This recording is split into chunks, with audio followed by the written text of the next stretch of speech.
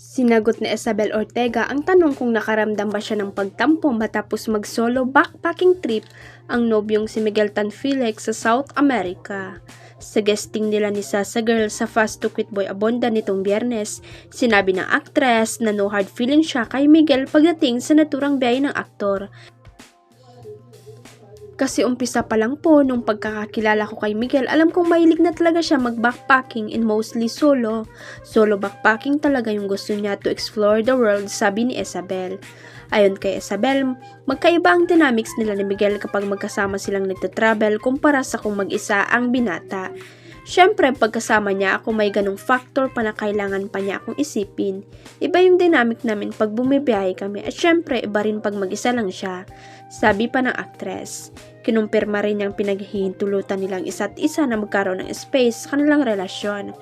I'm grateful for that kasi at least kahit hindi niya ako kasama, hindi naman din niya pinaparamdam na hindi ako kasama sa journey niya traveling. So ina-update niya ako palagi. Pinapakita niya yung mga picture niya, yung Macho Picchu siya, kwento niya lahat, dagdag ng dalaga.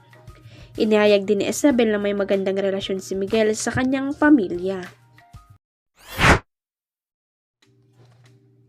Masaya tong taong to, alam mo yung feeling ng in love, may maganda kang trabaho ngayon, although pagod pero masaya ito ang interpretasyon ni Mama Gloria Escoto, well-known Filipino tarot reader, fortune teller at social media personality sa ilang barang binuksan niya para sa aktres na si Kyla Estrada. Si Mama Gloria ay kaibigan ng host at vlogger na si Romel Chica na madalas niyang hinga ng payo at prediksyon tungkol sa nangyayari sa mga kilalang celebrities sa pagpapalit ng taon. Sa pagpapatuloy ng pagbabasa ng card ni Mama Gloria tungkol kay Kyla, lumabas sa kanya ang The Sun Arno, ibig sabihin ay anak at may lumabas ding kasal, hintayin na lang natin. Bago hulaan ni Mama Gloria ang actress ay si Daniel Padilla na wala pang formal na pag-aming sila na nga ay nagulat ang una dahil pareho sila ni Daniel nang nilalaman ng kanilang mga baraha. Kontento ito sa buhay niya ngayon, marami sa pangarap niya ang unti-unting natupad kaya lang pwede siyang magkaroon ng anak next year at kasal to. Sabay turo sa baraha, ikakasal siya, interpretasyon ni Mama Gloria. Hirit ni Romel Chica, ikakasal siya bago magkaanak. Hindi anak muna bago to, tinuro ang baraha. Mga second quarter to siguro kasal, maraming blessing na darating, magiging masaya ang 2026 dahil siguro dito. Turo ulit ang baraha sa blessing na ito, so medyo marami itong magiging projects, payag ni Mama Gloria.